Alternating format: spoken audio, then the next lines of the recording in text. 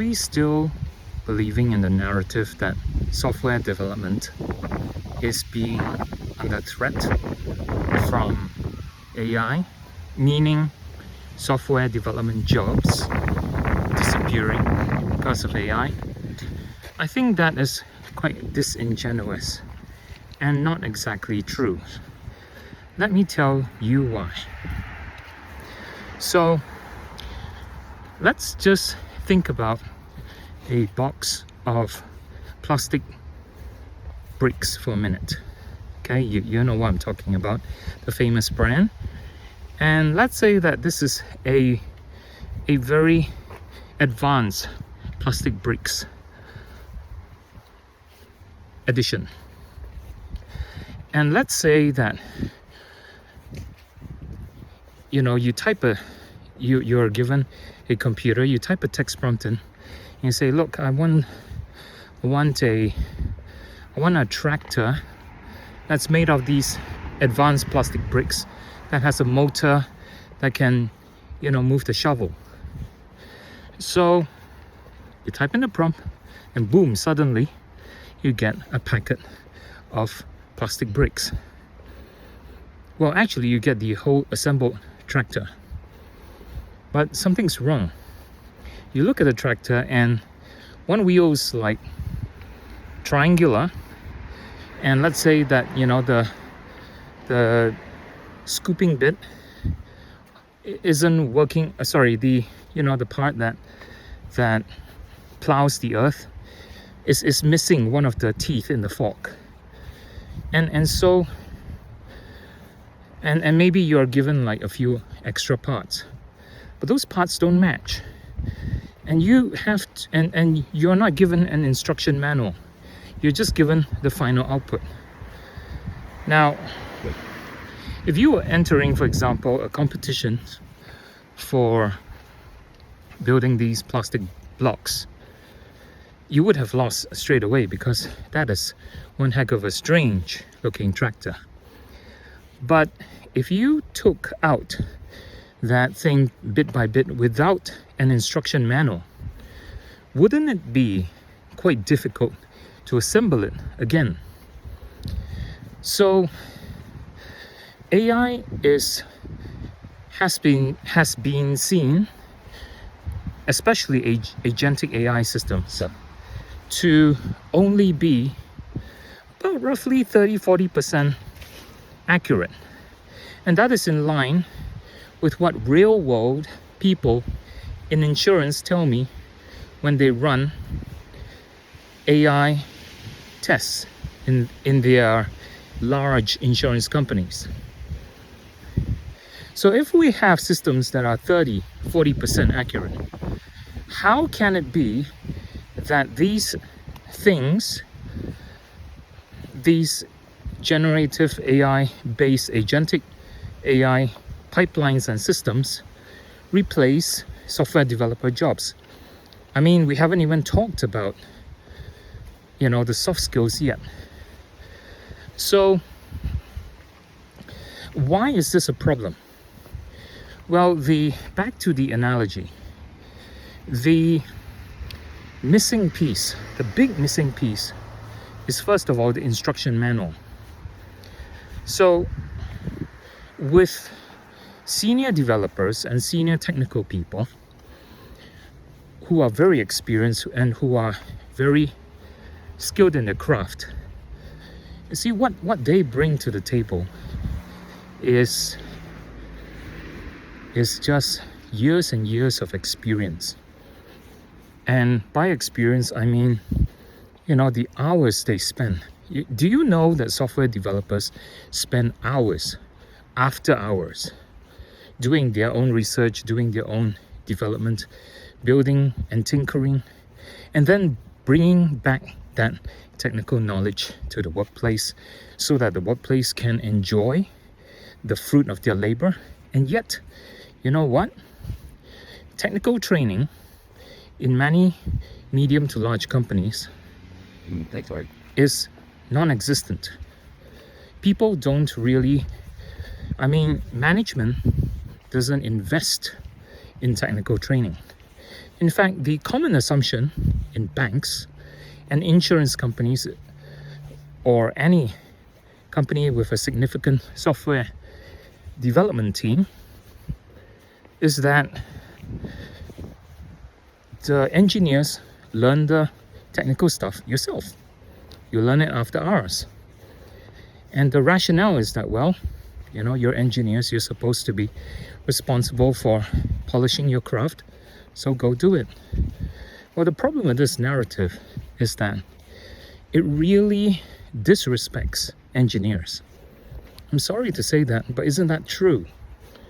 Because engineers, their time, like everyone else, is precious. Time means money. And for an engineer to donate knowledge to the company, and for the company to respond in such a way that is very demeaning, may not be demeaning, may even sound logical to middle management and upper management. Hey, what's wrong? Go and learn the skills yourself. It's, from an engineer's point of view, the investment of time means that if it's not valued by the employer directly, not acknowledged that the senior engineers have actually spent time and effort to invest in themselves and increase their skills. Well, if that's not valued, then how do you expect engineers to have a heart to serve the company fully? Their hearts, I can tell you, are not there. They are thinking about how to put in the least amount of work, for the pay. And so the point I'm trying to get at is that senior engineers bring a lot to the table, a lot of experience, a lot of depth, and even that is often insufficient, because when you look at the entire technology stack of a company, from the hardware right up all the way to the customer facing software and everything in between, including the data and the networks, the technology scope is very, very wide. And because there is so much to cover, hardware, we're talking about, the different types of processors and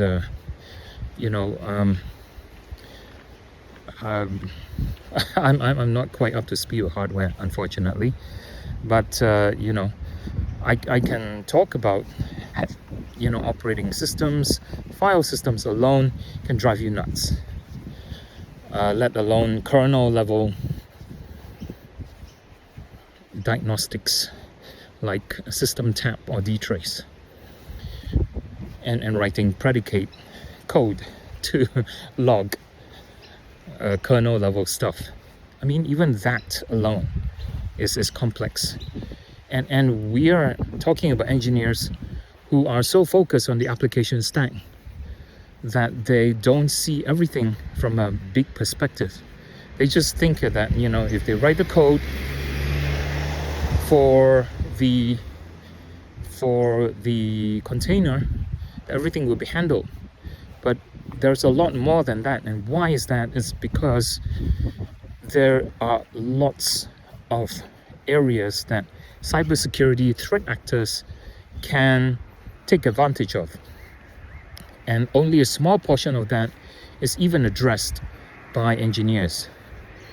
And if you zoom even closer, basic things like input validation is still lacking. So why not invest in engineers? And back to the it's a long route to the the brand name, the plastic bricks manual. The plastic bricks manual is an analogy for the depth and experience, and however imperfect it is, of these engineers. They are the thing that make it all work together at the very minimum. And when you have generative AI, although it can spit out paragraphs and paragraphs of descriptions, it takes a person to actually parse through and understand what all this gibberish means. And when you don't have a person, if that AI system is asked to keep on iterating and iterating and iterating until it gets a workable solution, well, I know that generative AI systems, the more you iterate, the more degraded the quality gets, especially for most models. Now, there are some providers who seem to have extended memory and have invested more hardware resources in this, so that they have more memory for their customers. But still, the bottom line is that generative AI systems often make tons of mistakes, and a mistake upon a mistake upon a mistake is a waste of time. And what the company is doing is just donating money to the AI vendors for their numerous API calls and huge payloads. And so companies, if they theoretically replace workers with AI robots, I haven't even talked about robot maintenance yet, but let's just assume, that we have AI robots who can code. We're having robots who have only 30% accuracy, and that goes downhill as these systems continue to iterate and not be able to solve the problems. And eventually the cost will come to a point where it shoots past the point of efficiency and the ROI, and where management has to draw a line in the sand and say, stop, we have to get in the humans. We have to call back the experienced, dedicated engineers who can solve this mess. So can you see how nonsensical it is when you don't have a human there? The instruction manual to make sense of all these plastic bricks where it all looks good, but then you have the triangular wheel, the triangular tire, and one missing tooth from the tractor, that plowing component. And imagine this being replicated at scale. You take that broken tractor, you feed it back into the system, and now you have something that doesn't even look like a tractor anymore. It looks like half a cement mixer and half a 16-wheeler truck. And when you iterate further, it looks like a Sherman tank. And you iterate further, you know what I'm saying? It just degrades. So I think that this whole narrative, this is just a simple thought experiment, but it's backed up with data points and my personal experience. I don't think that this agentic AI making software development jobs obsolete is a proper narrative, or even one that is honest. It is a disingenuous, I'd say almost like a sack of lies, being hoisted on the industry to create fear and doubt, and thus fear and doubt often lead to sales. Can you see the relationship?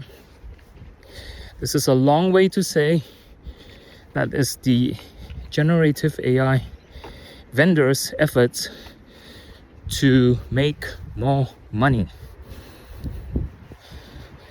So can we please do our homework and think rationally about this whole nonsensical narrative about generative AI and agentic systems replacing software engineers? Thanks for listening.